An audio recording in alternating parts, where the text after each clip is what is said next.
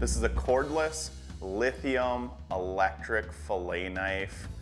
This thing is not only the fastest cordless knife I've ever used, it's the longest lasting. You get 80 minutes of continuous run time. Unbelievable. Absolutely fallen in love with this knife. This is my knife of choice when I'm using electric fillet knives. I'll show you exactly how I go about cleaning my fish with an electric knife. All right, for walleyes, so I always insert my knife kind of right behind the gill plate.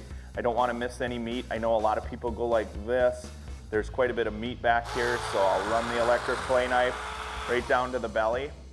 Then I flip the fish over, and I'll turn the blade and run right down the backbone. And then when I get right behind the dorsal fin, I'm actually gonna stick that knife all the way through and then come clean out to the tail. Then I just kind of clean it up along the rib cage here.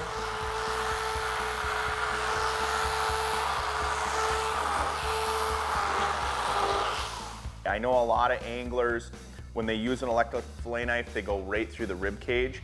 I actually go around the rib cage. I skip part of the process there. That way I don't have to go back and clean out any of those bones, but feel my way along there. See, and that's a boneless fillet. There's no ribs in there. I completely skip that out of the process. And then I angle my blade down towards the front of the fillet and then just work it all the way forward. And that's just a really clean, nice fillet.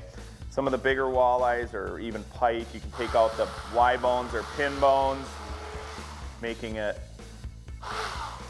there's a boneless, clean fillet. It took me about 15 seconds to clean that fish on one side. I've always been a huge fan of the electric fillet knives, especially for the speed factor, but they also are really efficient and you don't waste any meat. We're talking about one of my absolute favorite baits, the rattle trap. An absolute spring mecca of bass fishing baits that can catch pike and walleye. Now, one of the least appreciated things about a rattle trap is the actual sound it makes. In front of me, I have 4 different rattle traps, and each one, although may look the same shape or size, has a different sound. My first one here has 2 different size beads in it. So it has a thumper and it has some high-pitched little BBs. My second one here has a bunch of larger BBs, so it has more of a dull sound.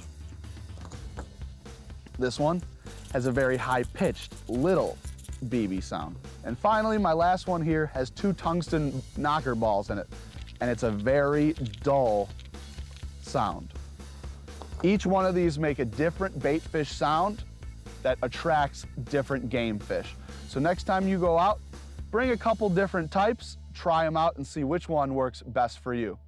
I'm Jim O'Neill, and that's another tip on Midwest Outdoors.